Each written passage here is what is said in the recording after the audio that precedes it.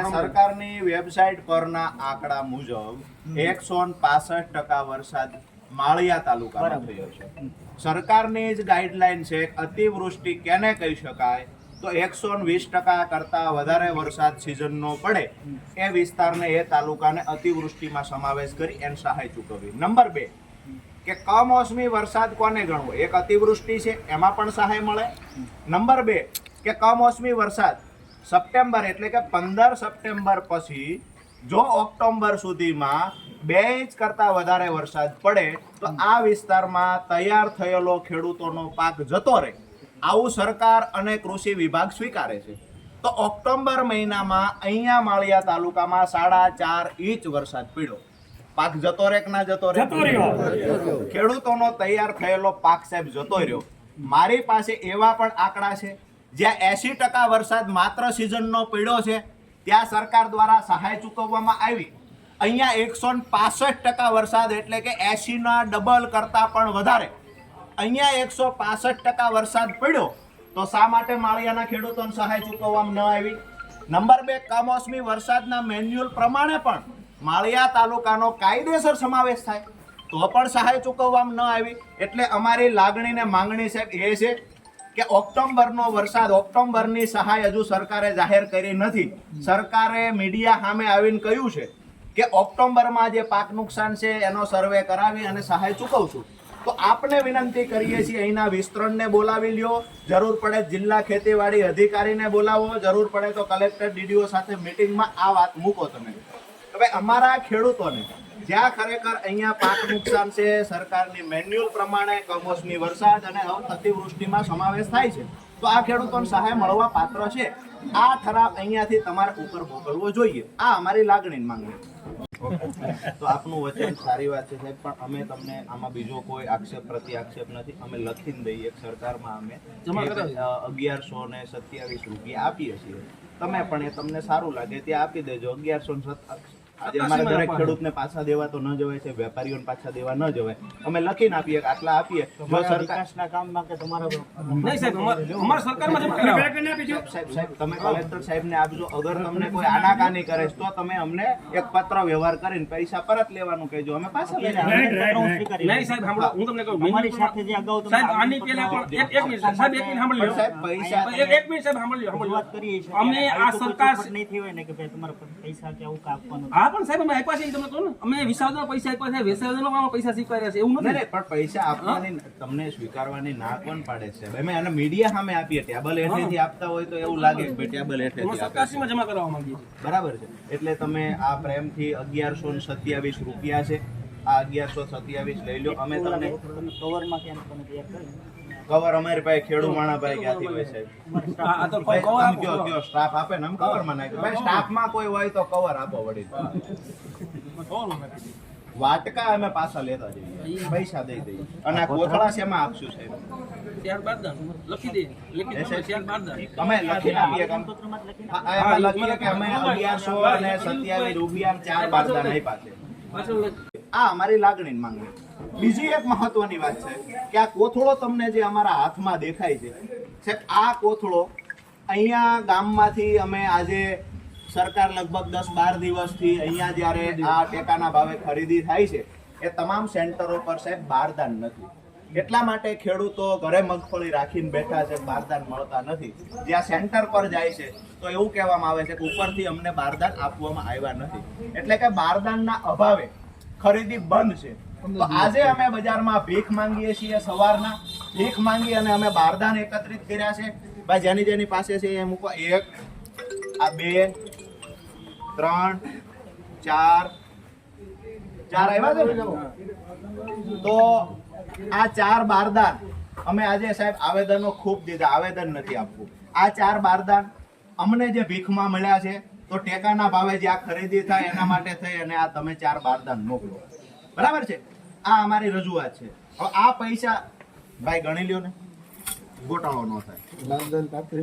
આ બારદાન પાછળ વાળો ભાઈ, આ પૈસા અમે આજે ભીખ માંગીને એટલે ભેગા કર્યા કે સહાય ચૂકવવા માટે સરકાર પાસે પૈસા નથી આવું અમને સાંભળવા મળ્યું છે. તો અમે આ ભીખ માંગેલા પૈસા પણ આપના મારફતે સરકારને મોકલવા માંગીએ. ભાઈ હવે પોતપોતાના ગણી લ્યો જોઈએ કેટલા પૈસા થાય છે તો પછી સારી વાત છે ભાઈ. ને ટકાવારીમાં કેટલો થયું ભાઈ? સારી વાત છે, આવી હેલ્ધી ચર્ચા થાય, મજા આવે અમને પણ. અરે એક મિનિટ ભાઈ અહીંયા નોકરી કરો છો એવું છે ને? સરસ. ઈ ભાઈ વરસાદના આંકડાથી ખૂબ વાકેફ છે, ભાઈ પાસે માહિતી છે. કેટલા ને ટકામાં કેટલો થાય? એક. તમે નોકરી કરો છો એવું છે? તો આવી જશો લેવા દેવા કર્યો છે તમને કહેવાય છે.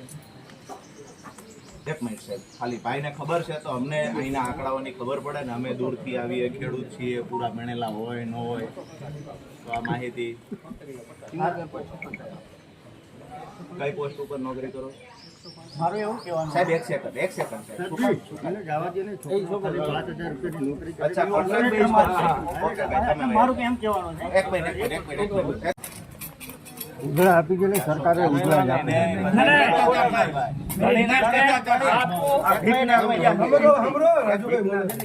આ ગણીને આપે તોય પૂરા નથી પૂગતા. આ ગણ્યા વગર દ્યો તો પૂગે. આમ આદમી પાર્ટીના કાર્યકર્તાઓની સાથે મોટી સંખ્યામાં ખેડૂતો જોડાયા છે. આજની રજૂઆતના જે મુખ્ય મુદ્દાઓ છે કે ખરેખર જ્યાં પાક નુકસાન હોવા છતાં સપ્ટેમ્બર અને ઓક્ટોબર મહિનામાં પુષ્કળ વરસાદ પડ્યો તેમ છતાં માળિયા તાલુકાને સહાયથી વંચિત રાખવામાં આવ્યું. અહીંના ખેડૂતોને જ્યાં ખરેખર સહાયની જરૂર હતી એ ખેડૂતોને વંચિત રાખવામાં આવ્યા છે. એટલે આજની અમારી રજૂઆત છે કે ભાઈ ખરેખર જો સરકાર પાસે સહાય ચૂકવવા માટે પૈસા ન હોય તો આજે અમે અહીંયા કટોરો લઈને માળિયાની મેઇન બજારમાં ફરવાના છીએ કે આ કટોરામાં 2-5 રૂપિયા 10 રૂપિયા બજારમાંથી લોકો ભીખના આપશે. ત્યાર પછી આ ઉઘરાવેલી રકમ, ભીખમાં આવેલી રકમ અમે સરકારને એટલે કે મામલતદાર સાહેબ મારફતે સરકારને મોકલીશું કે ભાઈ ખરેખર ખેડૂતોને સહાય ચૂકવવાના પૈસા તમારી પાસે ન હોય તો આ પૈસા ગામમાંથી વેપારીઓ પાસેથી, લારી ગલ્લાઓવાળા પાસેથી, સામાન્ય લોકો પાસેથી ઉઘરાવી અને આ પૈસા અમે સરકારને આપીએ છીએ.